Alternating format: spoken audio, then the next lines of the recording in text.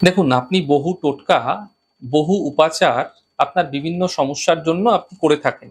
কিন্তু কোনো টোটকা, কোনো উপাচারই আপনি করে কোনরূপ ফল পান না। এমনটি অনেক ক্ষেত্রে হয়ে থাকে আপনাদের ক্ষেত্রে। কেন হয়? এর বিশ্লেষণ করলে দেখা যাবে যে অশুভ তিথি, অশুভ নক্ষত্র যোগ এবং অশুভ সময়কাল চলাকালীন যেকোনো শুভ কার্য শুরু করার কারণে বিভিন্ন উপাচার ফল দেয় না। শুধুমাত্র বার দেখে কোনো কাজ করলে তা ফল দিতে চায় না।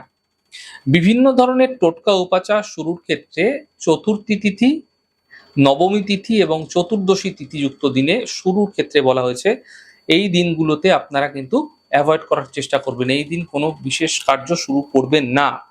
একই সাথে আপনারা মেঘলা আছে, আকাশ পরিষ্কার নেই, পরিচ্ছন্ন নেই, একদম মেঘলা রয়েছে, অন্ধকার অন্ধকার রয়েছে, এরকম সময় আপনারা কোনো উপায় শুরু করবেন না, তা আপনাকে ফল দেবে না। ননভেজ অথবা তামসিক খাদ্য আপনি গ্রহণ করছেন এবং আপনি যদি উপায় করছেন, টোটকা করছেন, এতে পুণ্য ফললাভে বিভিন্ন ধরনের বিঘ্ন বাধা আসতেও দেখতে পাবেন। রাহুকাল চলাকালীন কখনোই কিন্তু কোনো শুভ উপায় করবেন না, তা আপনাদের ক্ষেত্রে নিষ্ফলা হতে পারে। এবং যদি আপনার মাতা পিতা আছে, আপনার মা বাবাকে দুঃখ দিয়ে এমন কোনো কাজ করছেন, এমন কোনো উপাচার করছেন, টোটকা করছেন আপনি আপনার জীবনের প্রাপ্তির জন্য, তা যেকোনো ধরনের প্রাপ্তি হোক না কেন, তা আপনাদের ক্ষেত্রে সেই টোটকা, সেই উপাচার নিষ্ফলা হয়ে যেতে পারে। তাহলে বুঝতেই পারলেন, শুভ সময় দেখে আপনাকে করতে হবে বিভিন্ন ক্রিয়াগুলি, উপাচারগুলি। নচেৎ যেকোনো অশুভ সময় করলে আপনাদের ক্ষেত্রে উপাচার ফল দেবে না। ধরা যাক আপনাকে কোনো একটা বিশেষ ক্রিয়া করতে বলা হয়েছে মঙ্গলবার দিন। তো মঙ্গলবার দিন সারাদিন মঙ্গলবার রয়েছে।